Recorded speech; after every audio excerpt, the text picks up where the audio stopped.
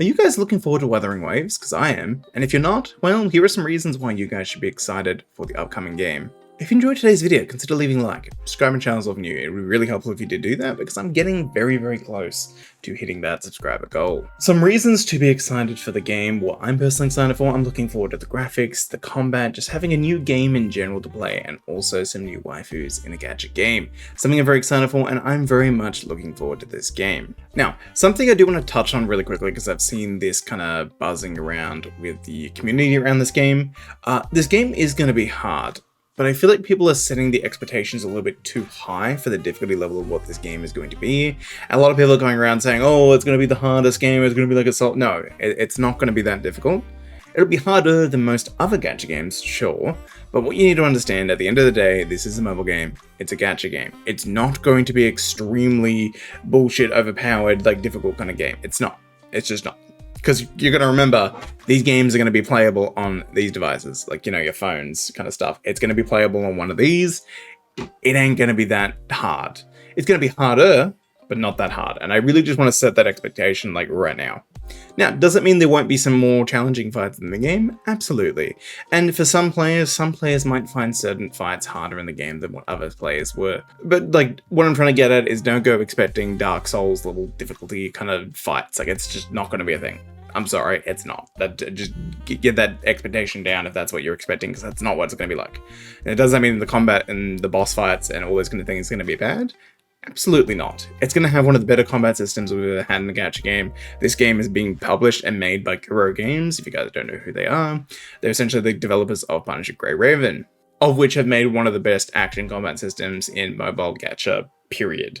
Like, it's really good. So this game, no worries in my mind about the combat system. It's going to be super fun and really great.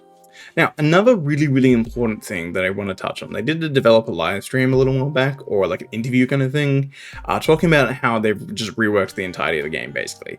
They rewrote like 90% of the story, or like 80% of the story, something like that, and they did a full kind of color, like graphics overhaul uplift of the game. And this makes me really excited, because one, apparently the story in the beta was not very good, so the fact that they're just rewriting all of it basically is props to the developers for doing that. They did not need to do that, and they're just making the game better, and it shows that they actually care about their game. And two, just having a more colorful game generally hits a wider kind of audience, and that is always a good thing for them. It's also something that people had a bit of a complaint about in the first game, being a bit kind of dull and not very colorful. I personally don't mind the darker aesthetic, but I'm here all for this because the game looks stunning and incredible, and I cannot wait. Now, I really want to touch on the combat experience real quickly, because the combat in this game looks really good. It looks very fast-paced, good variety of skills and characters, and makes me very excited for that. And these character kits look really cool. I think they've done a good job. They're kind of going down like the Genshin kind of route, where you have like the full characters and the ultimates, and you switch between characters and stuff.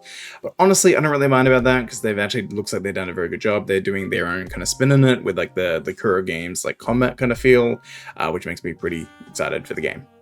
Now, the character designs themselves are honestly pretty awesome too. I'm looking forward to a lot of them. I really want, there's a couple of characters, I don't know their names yet because I haven't actually started playing, but there's some of the characters that I really want to play, and I'm looking forward to a lot, so I cannot wait for those characters to come out.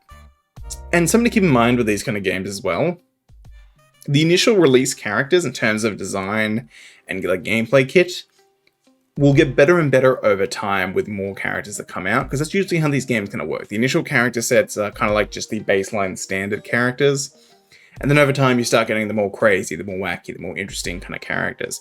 And that's usually how these gacha games work. You saw it happen in Punching 𝙀𝙀𝙉𝙉𝙉, where the characters we're getting now after a few years are like some of the most insane, just very fun kind of characters. And the same thing kind of happens in other games. Like you look at a Honkai Star Rail, you look at Genshin, you look at their starting kind of roster of characters, and you look at what we have now, and they're just on a completely different level, most of the characters. Doesn't mean some starting characters can't still be good, but usually power creeping happens over time, and the kits get more fun. So what I'm trying to get at here is what you're seeing basically with the kits, or if you've watched any combat gameplay, it's only going to get better from here. And I have faith that 𝙀𝙀𝙉𝙉 Games can do that based off past experience with BGR. Now, I'm insanely excited for this game to be coming out. I'm really looking forward to it. It's going to have great combat, it's going to have amazing graphics, and it's going to have good just gameplay across the board, I reckon. But something I want to touch on real quick is something I've only seen a little bit of, and this is mainly my fault because I haven't been participating in any of the betas, and I've also been trying to stay away from some of the gameplay because I don't want to spoil things for myself. But endgame, and that's something I want to talk about with this game.